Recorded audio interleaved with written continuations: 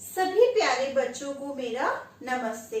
मैं राजकीय high school गंगरवा Agra से विज्ञान की अध्यापिका श्रीमती नेहा अग्रवाल आज आप सभी को कक्षा 9वीं का जीव विज्ञान विषय का अध्याय जीवों में विविधता पढ़ाने जा रही हूँ, जो आपकी एनसीईआरटी के पुस्तक में अध्याय नंबर 7 है।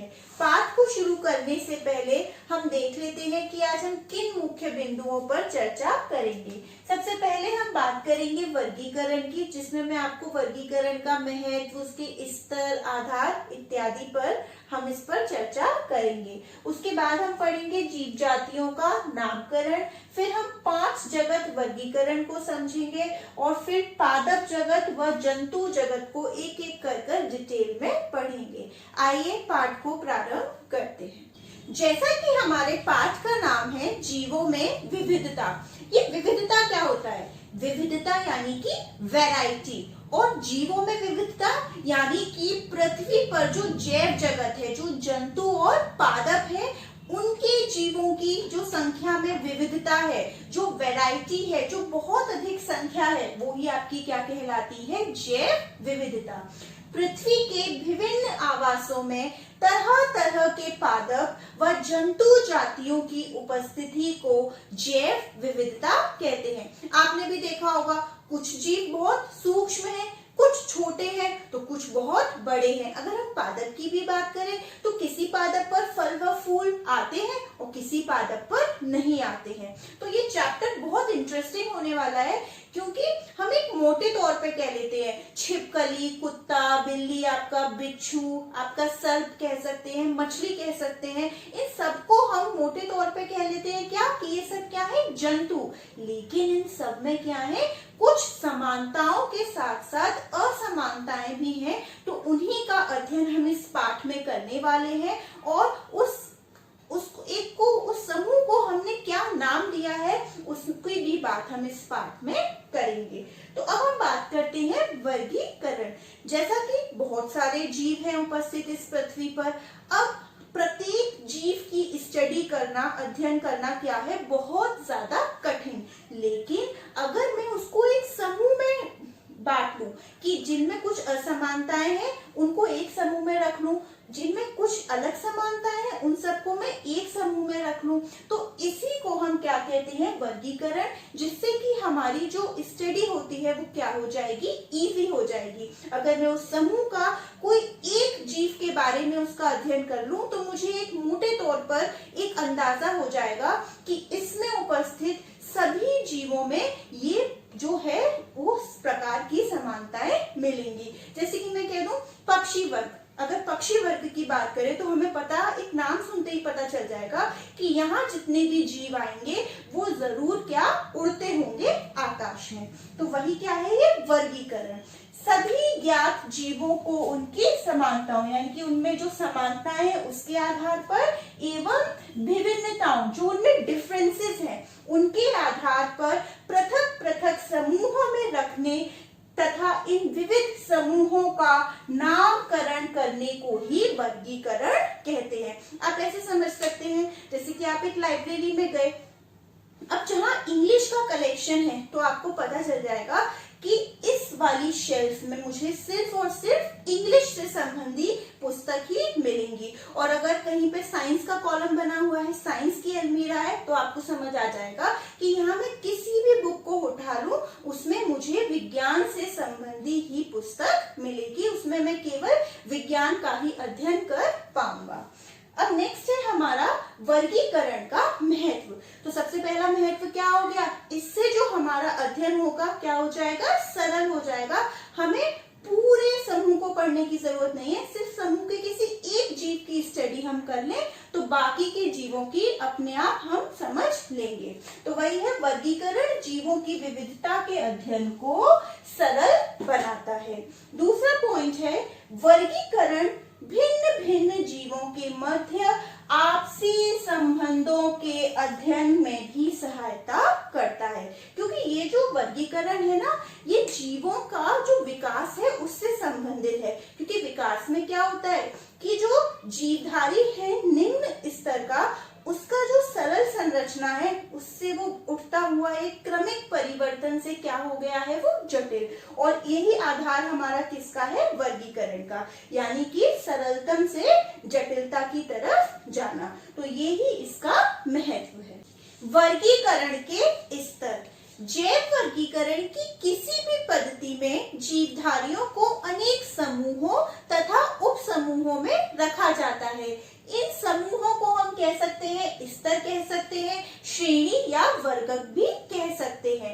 ये जो स्तर है ये अपने पदों के अनुक्रम में बहुत ही ज्यादा मतलब श्रेणीबद्ध तरीके से क्या होते हैं, व्यवस्थित होते हैं। और इसी वर्गीकरण की व्यवस्था को हम कहते हैं पदानुक्रमी वर्गीकरण। इसमें सबसे पहला हमारा आता है जगत, फिर संघ, उसके बाद उपसंघ, और जैसे जैसे नीचे आएंगे वर्ग, गण, कुल, वंश, और आखिरी में आता है जाति, जिसे हम कहते हैं स्पीशीज। यहाँ पे ध्यान रखने वाली बात ये है कि जैसे जैसे हम नीचे आते जाएंगे उसमें उस स्तर में जीवधारियों की जो सम्मिलित संख्या होगी वो तो कम होती जाएगी, लेकिन समानताएं बढ़ती जाएंगी। जैसे कि अगर मैं बात करूं जगत, तो इसमें जो सम्मिलित जीवधारी होंगे उनकी संख्या तो अत्यधिक होगी, लेकिन उनमें आपस में जो समानताएं होंगी वो बहुत ज्यादा कम। और जबकि जाति में क्या होंगी, सम्मिलित जीवधारियों की संख्या कम होगी, लेकिन जो समानताएं होंगी वो बहुत अधिक होंगी। यानी कि जाति के जो सदस्य होंगे एक किसी जाति के, उनमें जो बाहरी रूप से जो संरचना होगी वो भी समान होगी, मतलब, और वो आपस में क्या कर पाएंगे, जनन कर पाएंगे। इसीलिए हम जाति को कहते हैं वर्गीकरण की आधारभूत इकाई, या हम कह सकते हैं सबसे छोटी जो वर्गीकरण की इकाई है वो आपकी क्या है यहाँ पर, जाति। जैसे कि जगत, मैंने कहा पादप जगत या मैंने कहा जंतु जगत, तो वो तो बहुत बड़ा हो गया, लेकिन जैसे जैसे हम उनका क्लासिफिकेशन पढ़ते जाएंगे, वर्गीकरण नीचे की तरफ आएंगे, तो हमें वो अंडरस्टूड होता जाएगा कि वहां पर समानताएं क्या होती जाएंगी, बहुत ज्यादा होती जाएंगी। जीव जातियों का नामकरण द्विपद नाम पद्धति। जब भी परिवार में किसी नए सदस्य का जन्म होता है तो सबसे पहले कौन सी रस्म होती है, नामकरण की रस्म। ठीक उसी प्रकार से पृथ्वी पर हर जीव का एक स्पेशल नाम है, एक यूनिवर्सल नाम है, जिस नाम से वो पहचाना जाता है। यानी कि हम विश्व के किसी भी कोने में चले जाएं, वो उसका वही नाम रहेगा। तो एक नाम तो होता है लोकल नाम और एक होता है उसका यूनिवर्सल नाम। लोकल नाम क्या है, जैसे कि आपका घर का नाम कुछ अलग होता है, लेकिन जैसे ही आप स्कूल में जाते हैं तो आपका एक नाम होता है जो आपके आगे तक चलता है। आपकी 10th और 12th की मार्कशीट पर लिखा होता है, जिस नाम से आपको आगे चलकर क्या मिलती है, जॉब। लेकिन वो जो घर वाला नाम होता है, कई बार स्कूल में हमें उस नाम से कोई नहीं जानता, और वो जो मार्कशीट वाला यूनिवर्सल नाम है, ठीक उसी प्रकार से हमारे जो जीवधारियों का यूनिवर्सल नाम है उसका है, वो जो पद्धति है उसको हम कहते हैं द्विपद नाम पद्धति। इसको सबसे पहले जिस वैज्ञानिक ने दिया था उनका नाम था कैरोलस लीनियस, और इसको द्विपद इसलिए कहते हैं कि इसके अनुसार जो जीवधारी का नाम है वो दो पद से मिलकर बना होता है। उसका प्रथम पद यानी कि प्रथम शब्द क्या बताता है, जीनस, और जो दूसरा शब्द है वो बताता है स्पीशीज यानी कि उसकी जाति। तो वही लिखा है, नामकरण की यह प्रणाली कैरोलस लीनियस, बहुत इंपॉर्टेंट है, किस वैज्ञानिक ने दिया, कैरोलस लीनियस नामक वैज्ञानिक ने दी, जिसके अनुसार किसी भी जीव का नाम दो शब्दों में होता है। नाम का प्रथम पद क्या बताता है, वंश, तथा दूसरा पद उसकी जाति को व्यक्त करता है। और ये बात याद रखने की है कि जब भी हम इंग्लिश में इस नाम को लिखते हैं तो वंश का पहला अक्षर कैपिटल बनाया जाता है और जाति का पहला अक्षर स्मॉल लेटर में, और अगर उसके वैज्ञानिक का नाम लिखते हैं तो वो इटैलिक्स में लिखते हैं और उसको अंडरलाइन कर देते हैं। यहाँ पर अगर मैं कुछ उदाहरण की बात करूं तो मनुष्य, इसका वैज्ञानिक नाम क्या है, होमो सेपियंस। आप देख रहे होंगे होमो ये क्या बता रहा है, आपका वंश। ये क्या बता रहा है? वंश। और जो सेपियंस है ये क्या बता रहा है? आपका जाति। और देखिए वंश का पहला अक्षर कैसा है? कैपिटल, यानी एच यहाँ कैपिटल है, और जाति का पहला अक्षर यानी कि एस कैसा है? स्मॉल। अगर मैं कुछ और नाम की बात करूं तो मटर का नाम क्या है? मटर तो हम कहते हैं उसको, लेकिन उसका वैज्ञानिक नाम क्या है? Pisum sativum. मेढक की बात करें तो उसका वैज्ञानिक नाम क्या है? राना टिग्रिना। और बात करें बिल्ली का नाम क्या है? Felis domestica. यानी कि प्रत्येक जीव का उसका वैज्ञानिक नाम है। अब हम बात करते हैं कि ये जो वर्गीकरण किया जाता है उसका आधार क्या होता है? किस चीज को माइंड में रखकर वैज्ञानिक हमारे वर्गीकरण को कंटिन्यू करते हैं? सबसे पहला आधार होता है कोशिका की प्रकृति, यानी कि कोशिका प्रोकैरियोटिक है या फिर यूकैरियोटिक। आप सभी ने कोशिका जीवन की इकाई वाले पाठ में पढ़ा होगा कि प्रोकैरियोटिक और यूकैरियोटिक कोशिका क्या होती हैं। प्रोकैरियोटिक जिसमें कि केंद्रक जो है वो पूरी तरह विकसित नहीं है, और जिसमें जो दोहरी झिल्ली वाले जो कोशिकांग हैं वो भी अनुपस्थित। और यूकैरियोटिक जहां एक वेल डिफाइंड केंद्रक यानी कि न्यूक्लियस प्रेजेंट है, और कोशिकांग जैसे कि माइटोकॉन्ड्रिया, गोल्गी काय, ये सब भी उपस्थित होते हैं। दूसरा हमारा आधार होता है कोशिका की रचना, यानी कि एक कोशिक है या बहुकोशिक।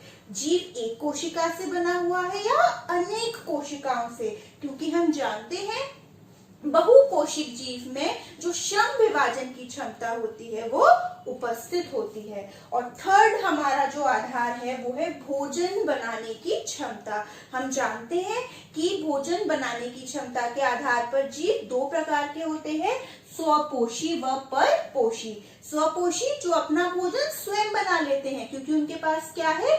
पर्णहिम है, जिसकी सहायता से वो प्रकाश संश्लेषण की क्रिया करके भोजन बनाते हैं। और परपोषी जो अपना भोजन स्वयं नहीं बनाते, जो अपने भोजन के लिए किस पर निर्भर करते हैं? स्वपोषी जीव पर। क्यों? क्योंकि इनके पास क्या नहीं होता? पर्णहरिम नहीं होता। परपोषी को हम विषमपोषी के नाम से भी जानते हैं। 5 जगत वर्गीकरण, नाम से ही पता चल रहा है कि संपूर्ण जो जीवधारी है इस पृथ्वी पर, उनको हमने कितने भागों में विभाजित कर दिया? 5 जगत में। और ये किसने दिया था? किस वैज्ञानिक ने? Whittaker, R.H. विटेकर। इन्होंने सन 1969 में समस्त जीवों को 5 जगतों में विभाजित किया, जो इस प्रकार है। सबसे पहले है मुनेरा, फिर उसके बाद प्रोटिस्टा, फिर फंजाई, फिर प्लांटी यानी कि हम पादप कह सकते हो, फिर एनिमेलिया यानी कि जंतु जगत। अगर हम मुनेरा की बात करें तो इसके जीव कैसे हैं?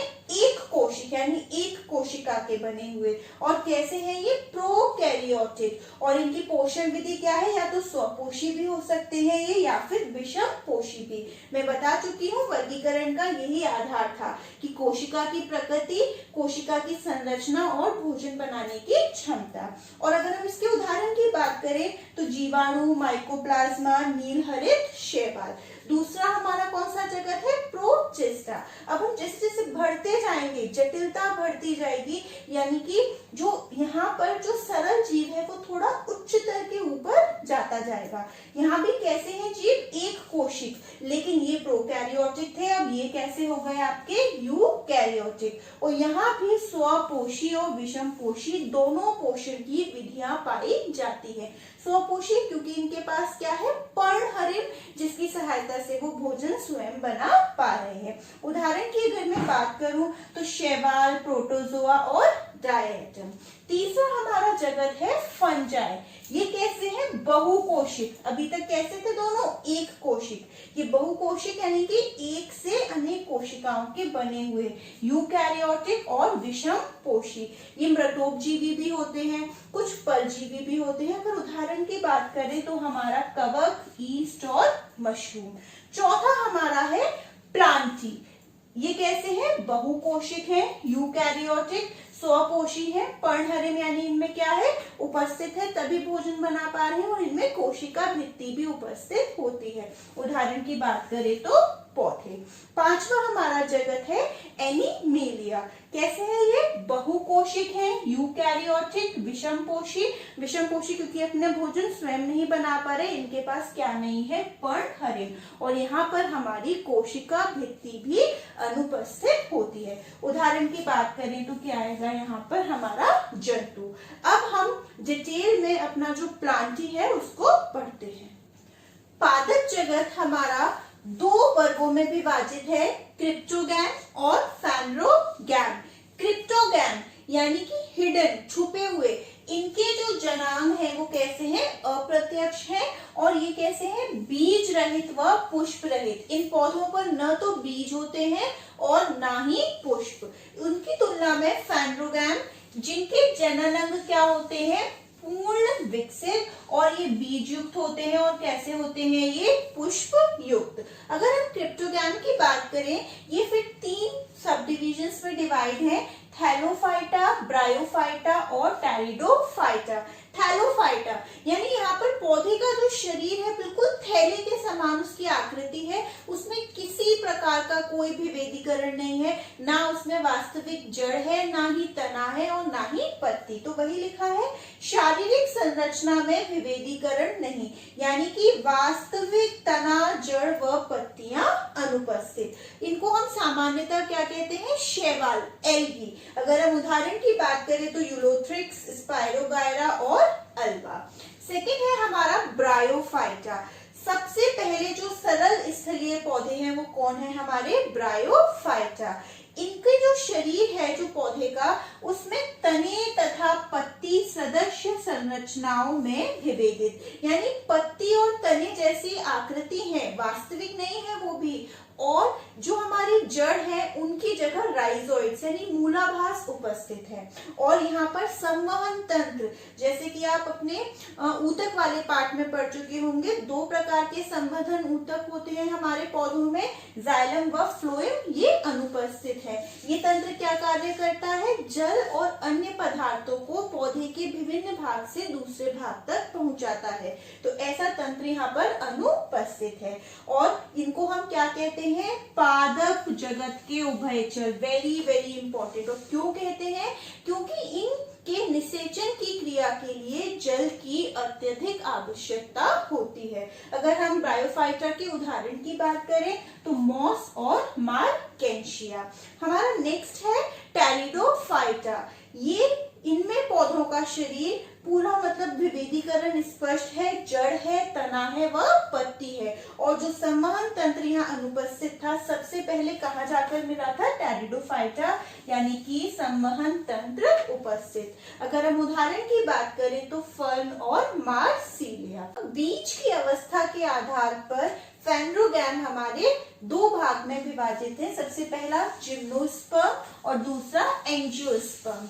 ये जो जिम्नोस्पर्म शब्द है 2 ग्रीक शब्दों से मिलकर बना हुआ है, जिम्नो और स्पर्मा। जिम्नो का अर्थ होता है नग्न, यानी जो ढका हुआ नहीं है, और स्पर्मा का अर्थ होता है बीज, यानी कि जिम्नोस्पर्म फिर कैसे पौधे हो गए? ऐसे पौधे जिनका बीज कैसा है? नग्न है, ढका हुआ नहीं है।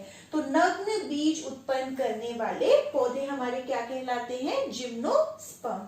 दूसरा एंजियोस्पर्म। एंजियोस्पर्म भी 2 ग्रीक शब्दों से मिलकर बना हुआ है, एंजियो और स्पर्मा।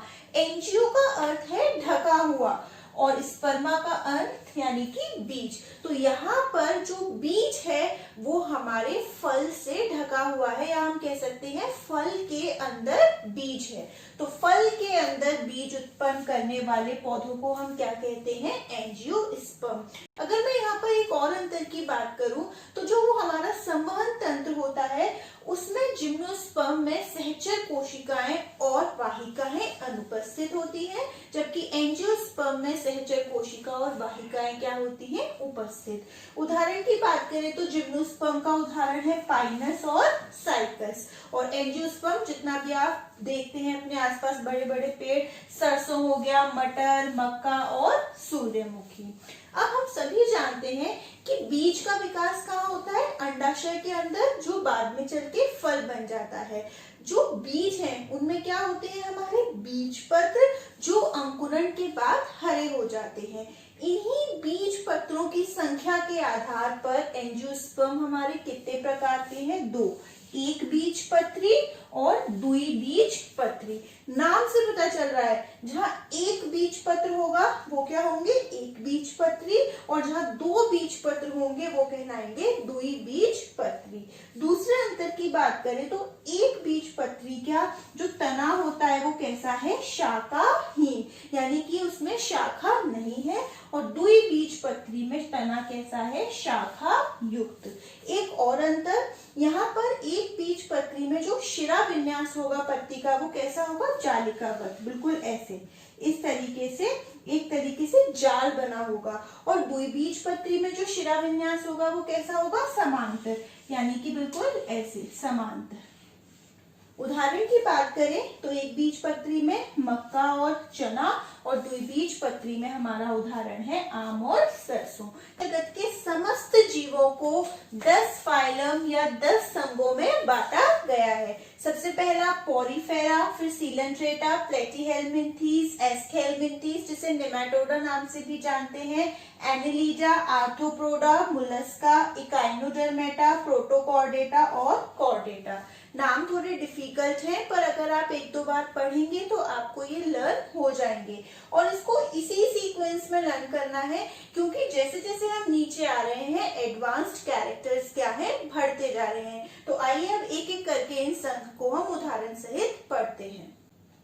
सबसे पहला संघ है पोरीफेरा, पोर्स।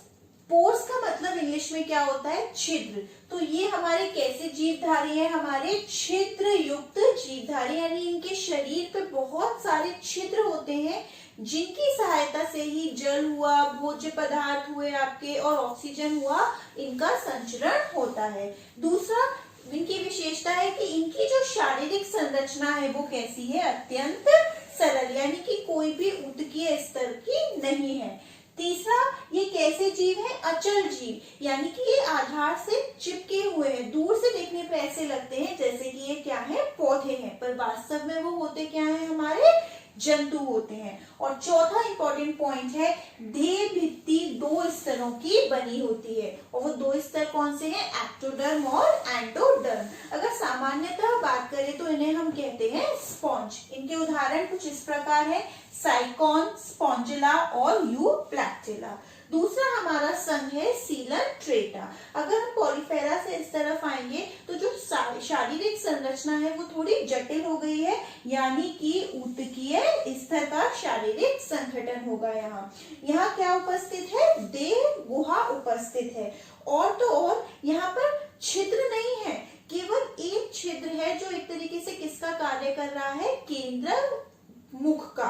और उस मुख के चारों ओर क्या उपस्थित होते हैं? आपके स्पर्शक, यानी कि जिनके पास क्या है? डंक मारने वाली कोशिका है। और यहाँ पर भी जो शरीर है वो कितने स्तर का बना हुआ है? 2 स्तर का, एक्टो और एंडोडर्म। तो शरीर कोशिकाओं की 2 परतों का बना हुआ है। उदाहरण की बात करें तो हाइड्रा, जेलीफिश, समुद्री एनीमोन, यानी कि जिसे हम सी एनीमोन भी कहते हैं।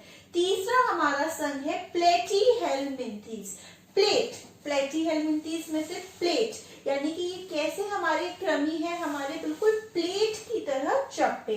अगर हम बात करें इनकी विशेषताओं की तो शरीर कैसा है? द्विपार्श्व सममित, मतलब कि इनके जो शरीर है, जो बायां और दायां तरफ, वो बिल्कुल उनकी संरचना कैसी है? एक समान। और अभी तक ये दोनों कितने स्तर के बने हुए थे? शरीर 2 स्तर के, और यहाँ पर ये क्या है? त्रिकोरक, यानी इनके शरीर की संरचना 3 लेयर्स, 3 स्तर से मिलकर हुई है, आपकी एक्टोडर्म, मेसोडर्म और एंडोडर्म। यहाँ पर वास्तविक देह गुहा का अभाव है, जिसमें सुव्यवस्थित या सुविकसित अंग क्या हो सके? उपस्थित हो सके, ऐसी देह गुहा यहाँ पर अनुपस्थित है। तीसरा, शरीर कैसा है? मैं बता चुकी हूँ, चपटा। और यहाँ पर शरीर के चारों ओर क्या उपस्थित होता है, एक क्यूटिकल का आवरण जो इसको सुरक्षा प्रदान करता है। उदाहरण की बात करें तो लीवर फ्लू, प्लेनेरिया, फीटा, कृमि, ये क्या है, अधिकतर ये हमारे परजीवी हैं, लेकिन अगर हम प्लेनेरिया की बात करें तो ये स्वच्छंद है। चौथा हमारा है एस्केलमिंथी संघ या फिर हम जिसे कहते हैं नीमेटोडा। यहाँ पर हमारा शरीर जीव का कैसा सा चपटा था और यहाँ पर कैसा है, बिल्कुल बेलनाकार है और दोनों तरफ से थोड़ा नुकीला सा है। शरीर क्या है यहाँ पे, बेलनाकार, और यहाँ पे देह गुहा को क्या कहा गया है, कूट सीलोम। और ये भी क्या है, हमारे अधिकांश क्या है, परजीवी है, यानी दूसरों पर निर्भर होते हैं। और शरीर इन्हीं की तरह कैसा है, त्रिकोरक व द्विपार्श्व सममित। अगर हम उदाहरण की बात करें तो एस्केरिस गोलकृमि, फाइलेरिया कृमि। पांचवा संघ है एनिलीजा। यहाँ पर जो शरीर होता है वो छल्लेदार खंडों में बटा हुआ होता है। जैसे ये आपका कोई जीव है तो बिल्कुल ऐसे उस पे छल्लेदार क्या होते हैं, खंड उपस्थित होते हैं। और शरीर वही क्या है, त्रिकोरक व द्विपार्श्व सममित। और यहाँ पे वास्तविक देह गुहा क्या है, उपस्थित है। और सबसे बड़ी बात, संवहन, पाचन, उत्सर्जन और तंत्रिका तंत्र क्या है, उपस्थित है। अगर हम उदाहरण की बात करें तो इसके उदाहरण है केचुआ, जोक और नेरीज। हमारा छठवा जो संघ है वो है आर्थ्रोपोडा। ये जंतु जगत का सबसे बड़ा संघ है। यहाँ पर शरीर कैसा है, जैसे यहाँ खंडयुक्त था, खंडयुक्त ही है, और यहाँ भी द्विपार्श्व सममित उपस्थित है।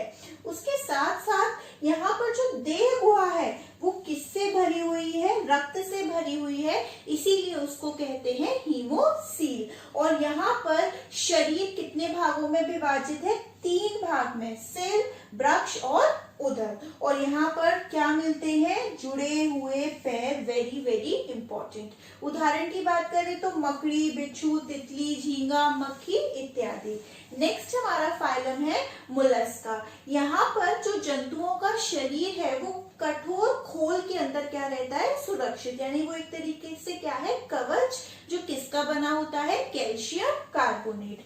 दूसरा, यहाँ पर उत्सर्जन कुछ गुर्दे जैसी संरचनाओं के द्वारा संपन्न होता है। और शरीर में यहाँ भी क्या उपस्थित है, द्विपार्श्व सममित। और यहाँ देह गुहा बहुत कम है, लेकिन शरीर में क्या है, थोड़ा सा विखंडन। उदाहरण की बात करें तो सीप, घोंगा, ऑक्टोपस, कटलफिश इत्यादि। हमारा 8वां जो फाइलम है वो है इकाइनोडर्मेटा।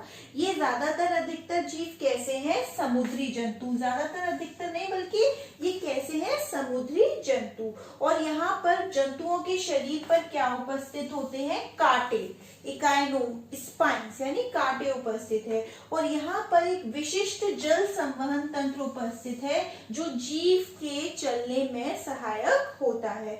और नेक्स्ट पॉइंट इंपॉर्टेंट है ये भी कि यहाँ भी क्या है, देह गुहा उपस्थित है, यानी देह गुहा युक्त। और कैसे जंतु हैं ये, त्रिकोरिक। उदाहरण की बात करें तो स्टारफिश, समुद्री खीरा, समुद्री अर्चिन।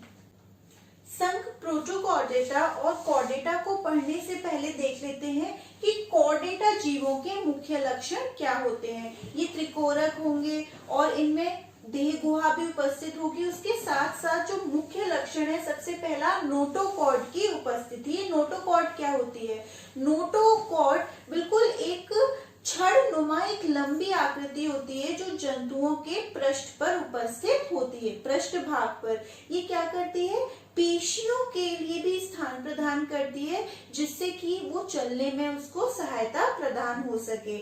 और अधिकतर कॉर्डेटा में ये वक्त के साथ, समय के साथ ये हमारी रीढ़ की हड्डी में रूपांतरित हो जाती है। दूसरा मुख्य लक्षण है केंद्रीय तंत्रिका तंत्र का होना, यानी सेंट्रल नर्वस सिस्टम, जो हमारे मस्तिष्क और स्पाइनल कॉर्ड से मिलके बना होता है। और तीसरा आरबीसी यानी लाल रुधिर कणिकाओं की उपस्थिति, जिसमें क्या होता है, हीमोग्लोबिन, जिसकी वजह से हमें रक्त कैसा दिखाई देता है, लाल। तो अब बात कर लेते हैं हम प्रोटोकॉर्डेटा संघ की। ये निम्न श्रेणी के कॉर्डेटा है जिनमें वयस्क अवस्था में भी नोटोकॉर्ड पाई जाती है। अगर हम उदाहरण के तौर पर बात करें तो बेलानोग्लोसस, हर्जमेनिया और एम्फीऑक्सिस। और लास्ट हमारा संघ है कॉर्डेटा, जिसे हम 5 वर्गों में विभाजित करके पढ़ेंगे। सबसे पहला वर्ग है साइक्लोस्टोमेटा। इसे हम कहते हैं सर्कुलर माउथ फिश। इनका जो आकृति है बिल्कुल मछली की तरह के ये जंतु है, लेकिन इनमें क्या नहीं है, जबड़े नहीं है और ना ही शल्क, स्केल्स भी नहीं है। बस त्वचा कैसी है, चिकनी है। जबड़े रहित लंबे शरीर के आकार का गोलाकार मुख के जंतु। उदाहरण की बात करें तो पैट्रोमाइजोन और मिक्सिन। दूसरा हमारा वर्ग है मत्स्य यानी कि मछली। कैसे हैं ये, जलीय जंतु है और त्वचा किससे ढकी हुई है, इनकी शल्क से ढकी हुई है। शरीर धारा रेखीय, शरीर पे क्या है, काफी सारी रेखाएं हैं धारा रहित और असमतापी। असमतापी और समतापी। असमतापी यानी ये ऐसे जीव हैं जिनका वातावरण के परिवर्तन होता है जब उसके तापमान में, तो इनके शरीर के तापमान में भी परिवर्तन हो जाता है। और हृदय कैसा है इनका, द्विकक्षीय यानी दो कक्ष से मिलके बना हुआ है, 2 कोष्ठ से। एक हम कहेंगे आलिंद और एक निलय। और नेक्स्ट पॉइंट, श्वसन के लिए इनमें क्या उपस्थित होते हैं, क्लोम, अंडज। ये क्या देते हैं, सभी अंडे देते हैं। और लास्ट पॉइंट है, इनका जो कंकाल है उपास्थि का भी बना हो सकता है और अस्थि का भी। उपास्थि के बने मत्स्य की यानी मछली के उदाहरण की बात करें तो शार्क, और अस्थि के बने कंकाल के उदाहरण की बात करें तो रोहू। तीसरा वर्ग है जल स्थलचर, जिन्हें हम उभयचर भी कहते हैं। और इस वर्ग के जंतु जल तथा स्थल दोनों में पाए जाते हैं। ये भी कैसे हैं, असमतापी, यानी इनके शरीर का तापमान वातावरण के तापमान के साथ बदल जाता है। हृदय कैसा है इनका, त्रिकक्षीय यानी कि 3 कोष्ठ से बना हुआ। त्वचा कैसी है, नम व लचीली। अंडज, ये भी अंडा देते हैं। और श्वसन किस किस द्वारा है, फेफड़ों, त्वचा व क्लोम के द्वारा। उदाहरण की बात करें तो मेंढक हो गया, टोड हो गया और सैलामेंडर। नेक्स्ट वर्ग है हमारा सरीसृप। ये कैसे हैं, स्थलीय व रेंग कर चलने वाले जीव। ये भी असमतापी है। इनका हृदय कैसा है, त्रिकक्षीय यानी कि 3 कोष्ठ से बना हुआ। लेकिन अगर हम मगरमच्छ की बात करें तो उसका हृदय 4 कोष्ठ से बना हुआ है। त्वचा कैसी है यहाँ पे, सूखी व खुरदुरी। ये भी अंडे देते हैं। और श्वसन किसके द्वारा है, फेफड़ों द्वारा। उदाहरण की बात करें तो सांप, छिपकली, मगरमच्छ, कछुआ इत्यादि। नेक्स्ट हमारा वर्ग है पक्षी। ये सभी कैसे जीव हैं, वायवीय यानी वायु में उड़ने वाले। ये कैसे हैं, समतापी, वेरी इंपॉर्टेंट, यानी इनके शरीर का तापमान वातावरण के तापमान के साथ परिवर्तित नहीं होता। अंडे देते हैं ये भी। इनका हृदय कैसा है, 4 कक्षीय, 4 कोष्ठ से मिलकर बना हुआ है। श्वसन यहाँ भी फेफड़ों द्वारा है। और इनका शरीर किससे ढका हुआ होता है, परों से, फेदर्स से। उदाहरण की बात करें तोता, मोर, कबूतर, चील इत्यादि। और आखिरी हमारा वर्ग है स्तनधारी। ये कैसे है, समतापी है पक्षी वर्ग की तरह। शरीर किससे ढका हुआ है, बालों से ढका हुआ है।